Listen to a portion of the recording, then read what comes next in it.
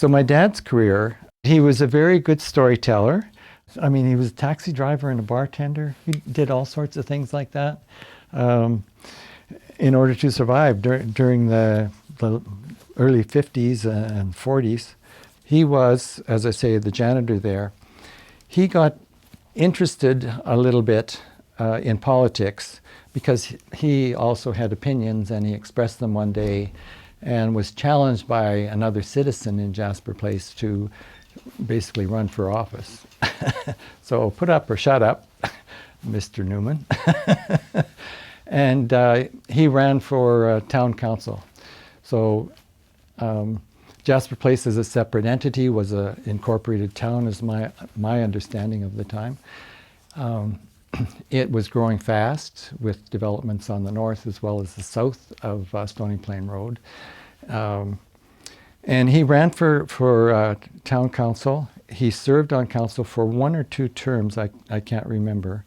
I was quite young, and I got pressed into service to deliver flyers for him, which really pissed me off.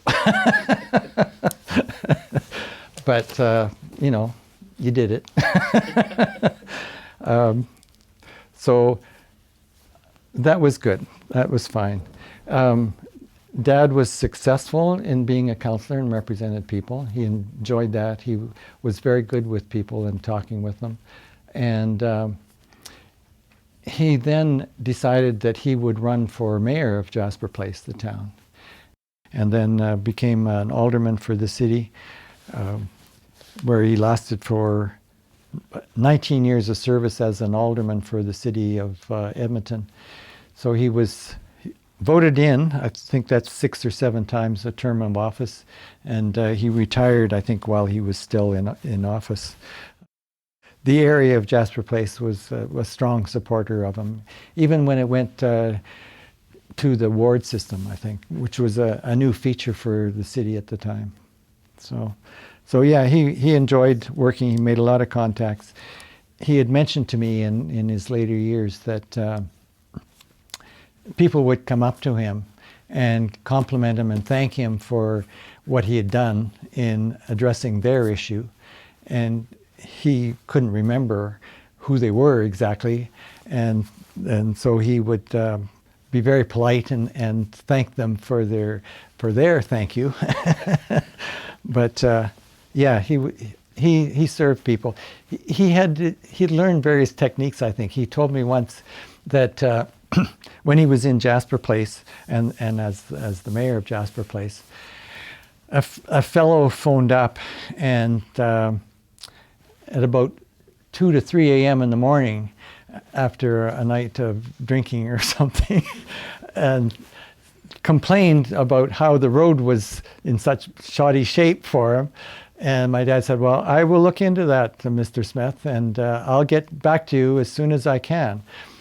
And so my dad, he phoned Mr. Smith the next day at 3 a.m. and gave him his answer.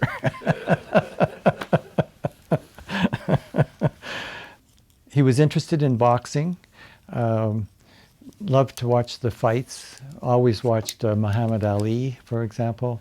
And in fact, that was really kind of one of his dreams as an adult, was to meet Muhammed Ali. And it happened, it came to pass. Because he was a boxing commissioner, promoted boxing in the city, and he was able to get Muhammed Ali up here for a boxing match, not as a boxer, but as a celebrity to promote boxing. And Muhammed Ali ended up giving him this nice red set of boxing gloves that were signed. So, yeah. So I have this picture of my dad and Muhammed Ali with the gloves, and my dad's got the silliest grin I've ever seen him. He was so happy.